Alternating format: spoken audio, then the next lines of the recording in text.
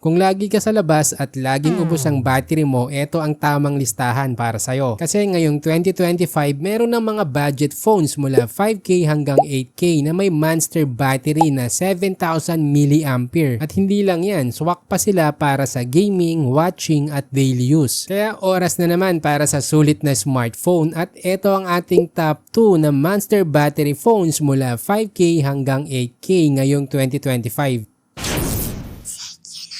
Unahin na natin yung top 2, ang pinakabagong Poco M7. Ang pinakabentahe nito ay yung 6.9-inch Full HD Plus display na may 144Hz refresh rate. Para sa mahihilig manood ng Netflix at YouTube, ramdam mo agad yung smoothness, lalo na sa scrolling sa social media. Isa rin to sa may pinakamalaking display ngayon katulad ng iPhone 16 Pro Max. Dagdagan pa natin ng Dolby Atmos with 200% speaker boost kaya sulit siya for entertainment. Pagdating sa performance, may Snapdragon 685 na may Antutu na around 368K with up to 8GB RAM at 256GB storage na expandable hanggang 2TB. So kahit marami kang movies na nakasave, hindi ka mabibitin. Sa camera side, basic lang pero reliable. 50MP main at 8MP selfie na perfect na for casual shots. Pero syempre ang bida rito ay yung 7,000 mAh battery na may 33 watts fast charging at 18 watts reverse charging. Kaya kung trip mong gawing powerbank ang phone mo, pwede rin. Available ito for as low as 5,850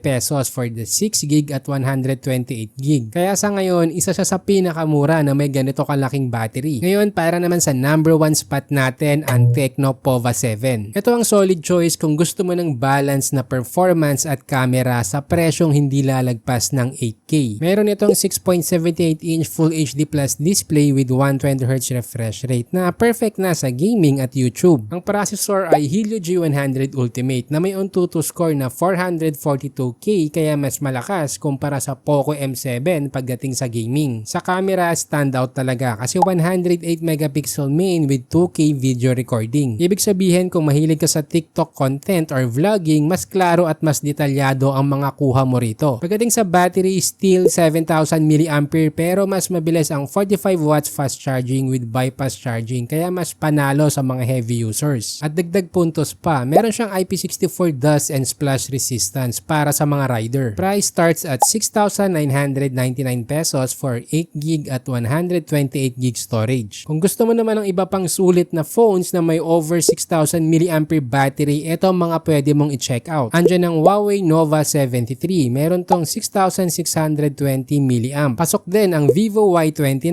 na merong 6,500 mAh. Idagdag mo pa ang Realme C71 na merong 6,300 mAh. At syempre ang Realme Note 70 na meron 6,300 mAh din. Hindi sila kasing laki ng 7,000 mAh pero reliable din for long battery life. Kung tutuusin, bawat phone ay may kanya-kanyang highlight pero kung ang priority mo ay battery, siguradong swak ang mga choices na to. Kaya ang tanong na lang ay alin ang pipiliin mo para sa lifestyle mo? Paki-comment naman. Nilagay ko na rin sa description ang official links kung saan mo ito mabibili. Meron din kaming exclusive FB group na smartphone tips kung saan personal ka naming tutulungan pumili ng best smartphone for your budget. At kung nakatulong sa'yo ang video na to, mag-subscribe ka na.